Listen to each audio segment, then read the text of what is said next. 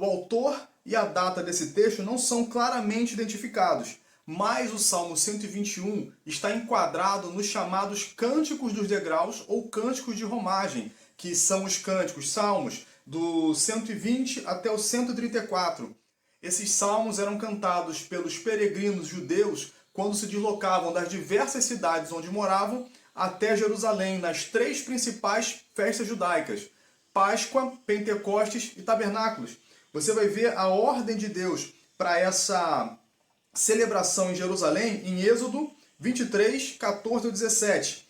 Quem não podia ir nas três festas se esforçava para ir pelo menos na Páscoa, e aqueles que moravam distante demais tentavam pelo menos uma vez na vida estar em Jerusalém para poder celebrar o Senhor. O templo do Senhor simbolizava em Jerusalém a presença do próprio Deus no meio do seu povo. Jerusalém é uma cidade localizada a 750 metros acima do nível do mar, localizada numa região montanhosa. É normal, então, na Bíblia você ver referências a subidas e descidas. Por exemplo, João 2,13, estando próxima a Páscoa dos judeus, subiu Jesus para Jerusalém. Da mesma maneira, Lucas 10, versículo 30, Jesus diz: certo homem descia de Jerusalém para Jericó. Nessa época, haviam judeus espalhados por toda a região.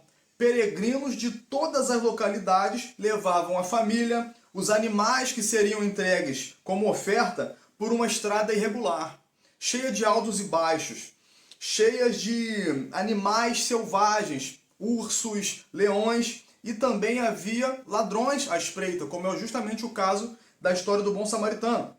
E essa viagem poderia levar dias ou semanas para ser concluída. Neste trajeto, neste caminho, havia a possibilidade também de ocorrerem acidentes. E um acidente que hoje em dia é tratado com uma cirurgia, com fisioterapia, naquela época poderia gerar um problema perpétuo, um problema irreversível. Além disso, os animais, como eu já disse, do sacrifício, eram conduzidos juntamente com o comboio que seguia para Jerusalém. Você, aluno de escola dominical, sabe que a oferta a Deus não poderia ter nenhum tipo de defeito. Então, se esse animal se machucasse pelo caminho, ele seria considerado inservível para poder ser sacrificado no templo. Então, esse trajeto deveria ser feito com ainda mais cuidado para que a oferta não fosse invalidada. Inclusive, esta é a razão porque haviam trocadores no templo, cambistas no templo. Aqueles a quem Jesus repreendeu, virando as mesas, eles tinham ali também esta função de quem vinha de muito longe, quem tinha o risco de perder esse animal, de perder a validade do seu animal durante o trajeto, eles levavam, ao invés do animal, levavam o dinheiro para trocá-lo no templo. Ou seja, era até uma atividade considerada justa, porque você facilitava a oferta. O problema com os cambistas é que eles estavam cobrando juros demasiados. Ou seja, o problema não era a venda do animal, mas o lucro em cima do povo que vinha para adorar. Para nós, como igreja, a peregrinação até Jerusalém e ao templo do Senhor simboliza tanto a nossa busca pela presença de Deus nos nossos dias, como também a nossa caminhada nesta terra em direção a Jerusalém Celestial. Recomendo muito a leitura do livro O Peregrino, a viagem do cristão até a cidade celestial. Esse é um livro de 1678, escrito por John Bunyan. Ele, depois da Bíblia, é considerado o livro mais famoso do mundo. Muito interessante a leitura, porque ele coloca o cristão conversando com o evangelista e passando por diversos problemas ao longo da sua caminhada para chegar à sua pátria celestial. Entramos então no verso 1. Eleva os meus olhos para os montes, de onde me virá o socorro? Era um costume naquela época que os povos pagãos colocassem seus altares de ídolos no alto dos montes. Então você imagina, o peregrino já está cansado, preocupado com a segurança da sua casa que ele deixou para trás, daqueles que estavam contigo, e além de toda essa preocupação, ele quando olhava em volta e via oposição sobrenatural. A gente não pode negar a realidade que o cenário da nossa caminhada cristã é hostil. Nós temos problemas, nós temos dificuldades, nós temos ameaças, nós temos perseguição, perigos. Isso acontece na nossa vida Por exemplo, nós temos alvo, nós temos um destino, nós temos uma direção, uma rota, mas há ao meu redor diversos altares que não combinam com o propósito do meu coração. Como que a gente consegue acreditar na segurança que vem de Deus se o cenário é tão desfavorável? A resposta vem no verso 2. O meu socorro vem do Senhor que fez o céu e a terra.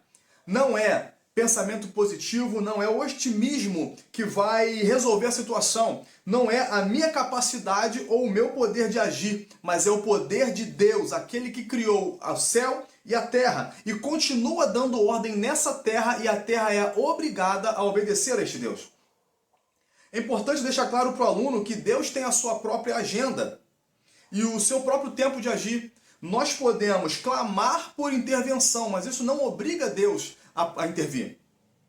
Por exemplo, Mateus 26, versículos 51 ao 54, nós vemos Jesus no Getsêmani prestes a ser preso. Nessa ocasião, Pedro corta a orelha do servo do sacerdote. Jesus manda que ele guardasse a espada e diz, versículo 53, pensas tu que eu não poderia agora orar a meu Pai e que ele não me daria mais 12 legiões de anjos? Como, pois, se cumpririam as Escrituras que dizem que assim convém que aconteça? Por vezes, Deus nos livra de entrar na fornalha. Mas muitas outras vezes, Deus nos livra dentro da fornalha. Ele não permite que o fogo nos queime, apesar de nós entrarmos na fornalha. Mas há que se considerar também que às vezes o livramento é a passagem pela fornalha. Porque nessa passagem Deus está nos purificando, Deus está nos limpando, Deus está impedindo que outros males cheguem até nós e impedindo que outras situações ruins aconteçam. Então, Deus vai fazer a sua maneira. Ele responde, mas nem sempre a resposta é do nosso jeito. Mateus 14, 29 e 30. Pedro, olhando para Jesus, andou por cima das ondas. O cenário continuou exatamente o mesmo. As provações continuam as mesmas. As situações complexas continuam complexas. Mas Pedro, olhando para Jesus, pôde andar por cima das ondas. Porém, na hora que ele desviou os olhos de Jesus e começou a prestar atenção no ambiente, ele começou a afundar, assim o texto diz. Mas graças a Deus que mesmo diante da nossa fraqueza na fé, Jesus está perto o suficiente para nos tomar pela mão, nos puxar de volta e nos dar uma nova oportunidade. Glórias a Deus por isso. Mas a gente aprende nesse texto que quem está com os olhos no Senhor tem esperança, mesmo que o vento não pare, mesmo que o mar não se aquiete, você passa por cima e você vive milagres. Agora, a partir do verso 3, a narrativa muda de figura e ela passa a apresentar uma explicação daquilo que o nosso Deus faz, porque a segurança de um Deus fiel é garantida nas promessas que Ele mesmo faz a seu povo. Ele promete, versos 3 e 4, guardar o caminho.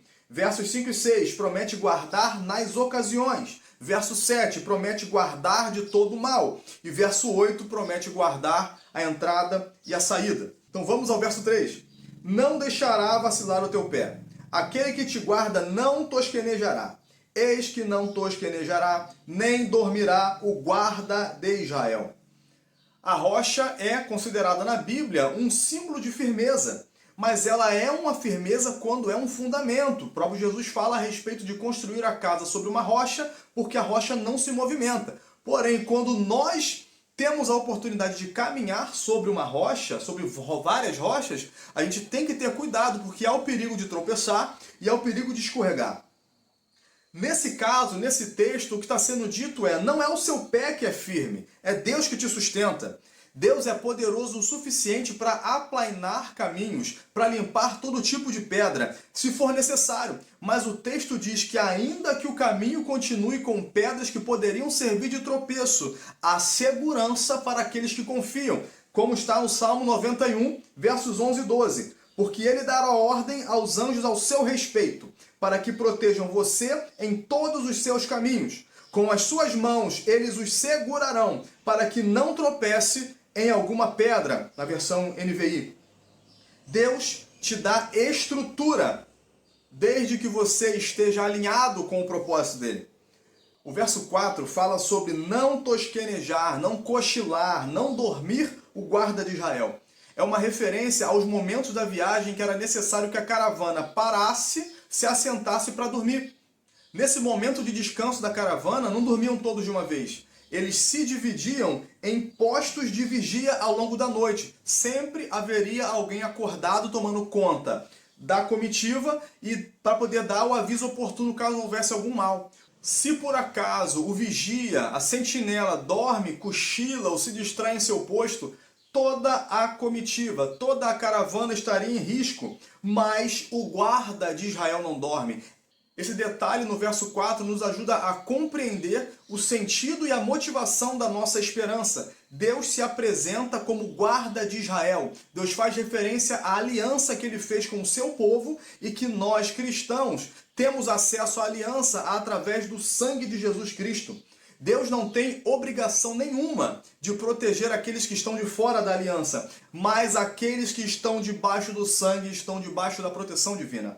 Verso 5. O Senhor é quem te guarda. O Senhor é a tua sombra à tua direita. O sol não te molestará de dia, nem a lua de noite.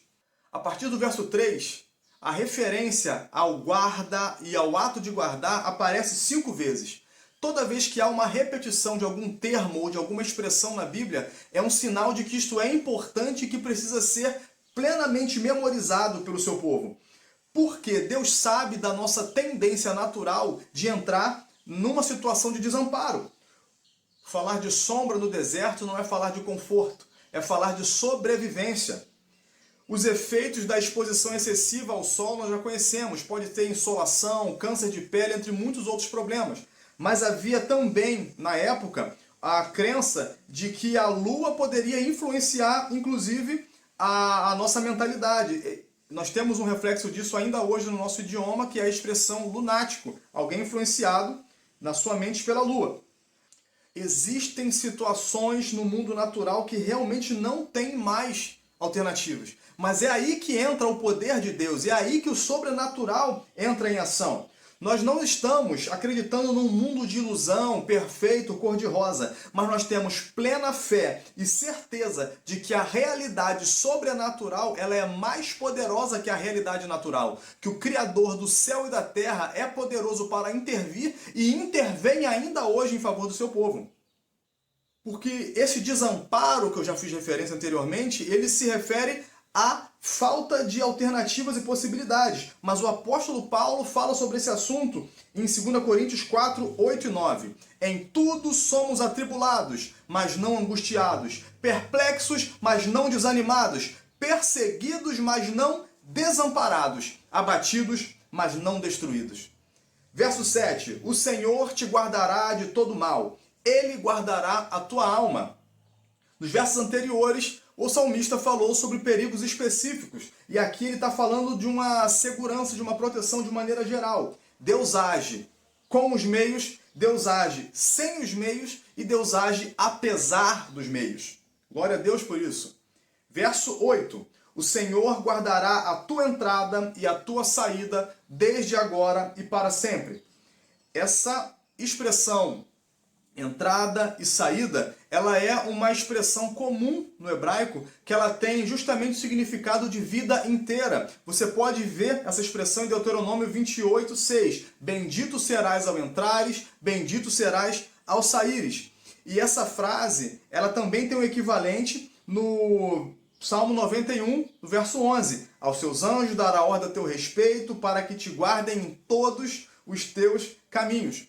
Era comum na tradição judaica que o judeu, ao se retirar de sua residência, ele toque na mezuzá que fica à direita da porta. Aos irmãos que já conhecem, a mezuzá é um objeto que fica pendurado na porta e dentro dele contém textos bíblicos, principalmente o Shema, que está em Deuteronômio 6, e também eles recitam esse último verso: o Senhor guardará a tua entrada e a tua saída desde agora e para sempre.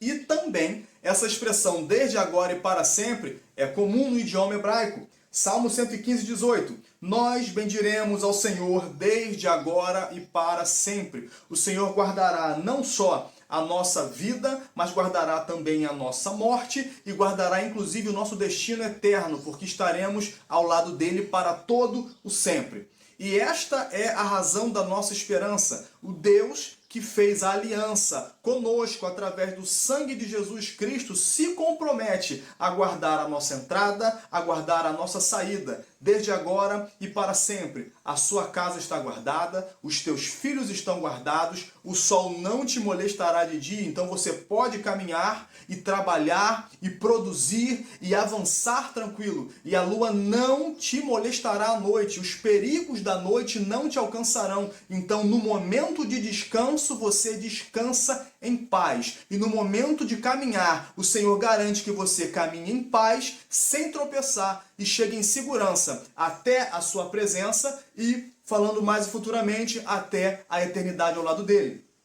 Que Deus te abençoe, que você tenha uma ótima aula. E que se esta aula aqui foi útil para você, deixa aqui nos comentários, faça aqui a sua observação, compartilhe com outros professores e até a próxima aula. Que Deus abençoe a todos.